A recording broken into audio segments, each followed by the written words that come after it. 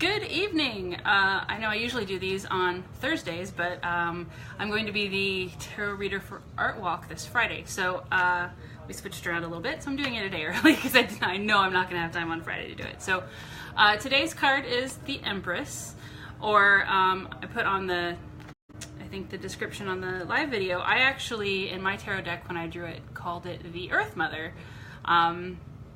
Because I actually don't think that the Empress is a very appropriate descriptive title for the card, considering what it signifies and what it means. And also then conveniently when I drew my feminist tarot deck, which is still got 19 days on the Kickstarter, so you can follow the links on my page if you still would like to support that. We still have plenty of time to get backers. But in my tarot deck, since there are no men in it, the Emperor then logically becomes the Empress, so it was like, what's the Empress? You know, emperors, empresses, actually the same thing, just gender different. So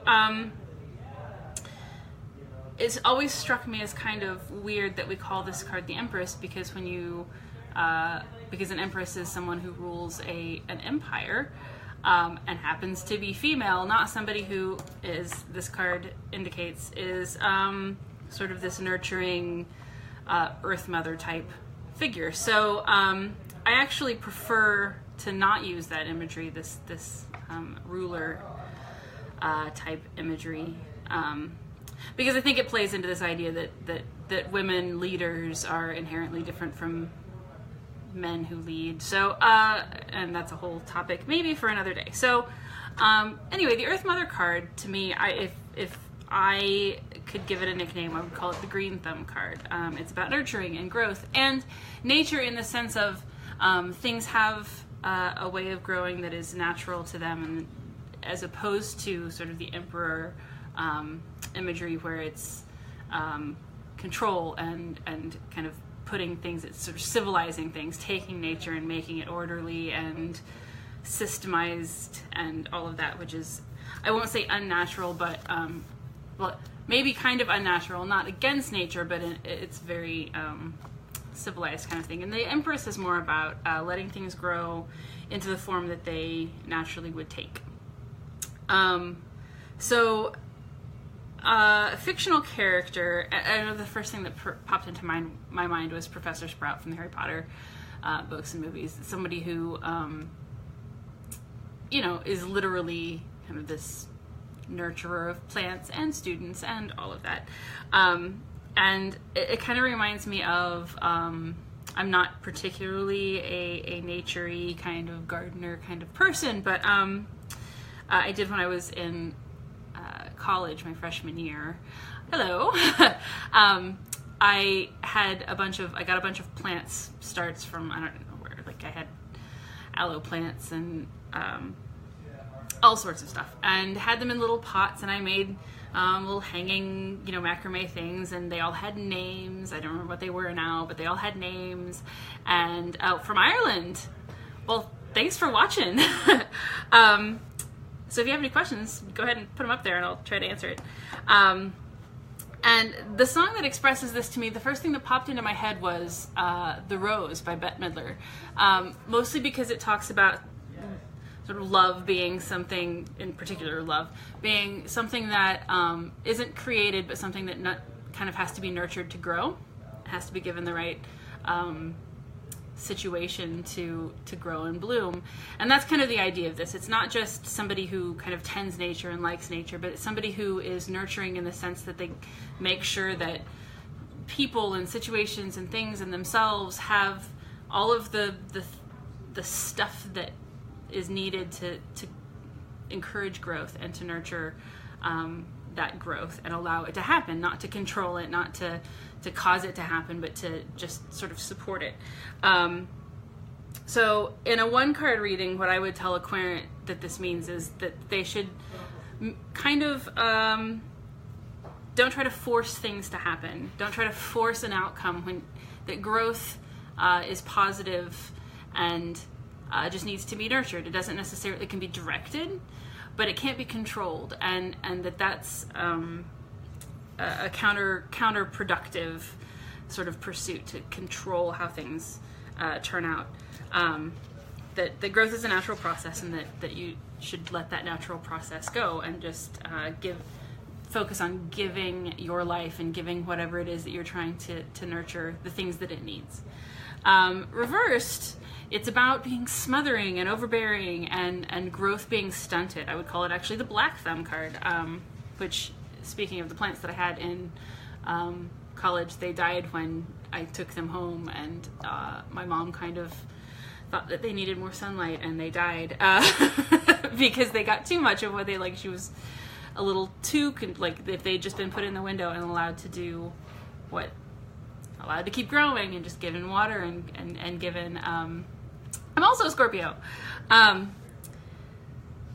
Given the things that they needed, they would have been fine.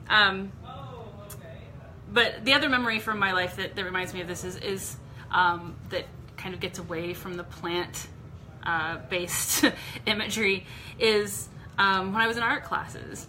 The thing that is most difficult to learn in art class is when to stop, and a lot of, myself included, a lot of students would struggle with, if I just change this one thing, if I just add this one more thing, if I just do one more thing, that it would be better.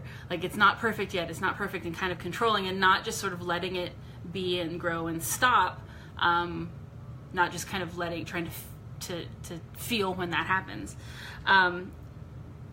And as far as a book or movie that I associate with this card is, I thought about The Cutting Edge, where her parents were so controlling of what she did and who she was with and who her coach was and what facility she had and where she went and what she did, just overbearingly controlling the situation around her to try to control the outcome, and not letting it happen on the basis of what she was capable of and what naturally she was sort of drawn to do, but being so just overbearing and too picking at it. I always think of gardeners and people with pets and children especially who are just that control. Just, if you overprune a plant, it dies, and that's the kind of the idea. So in a one card reading, I would say that this means to loosen your grip on things. In the upright position, I would say it's an encouragement to let things grow and to be that nurturing person. But this is a caution to you're going the wrong way, and the tighter you squeeze something, the more likely you are to crush it. That it's a calling to trust that the outcome of growth will be good. That growth is just good. And as long as you nurture that growth, you end up somewhere. It may not be where you think that it should end up, but it's going to be a good place anyway. So could I do a card?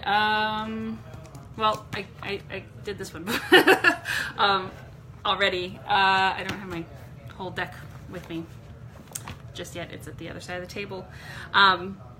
But yeah, what I do is draw a card every time that I'm up here at Alchemist Addict. This is the shop in Springfield, Missouri, by the way, for those of you who are watching from very far away, where I do tarot readings once a week.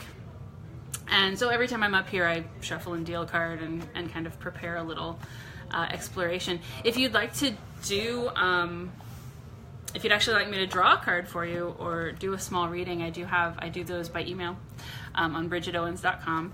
And I did want to actually talk about something other than, of course, the Kickstarter for the Feminist Tarot, which is still going on at the links in all of the Instagram and all that.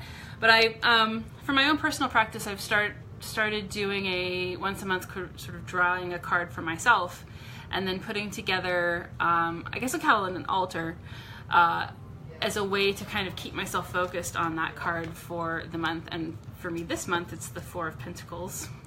Because, being a freelancer and tarot reader and entrepreneur, sometimes you get into those situations, those times when it's really important to pay attention to where your money is going. So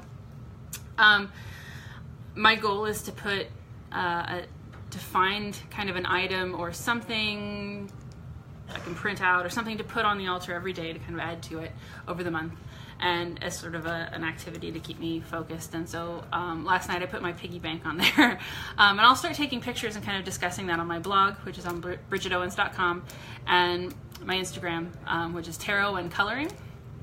And so if you're at all interested in following my sort of Four of Pentacles altar as that develops, I will keep that updated on all of those sites.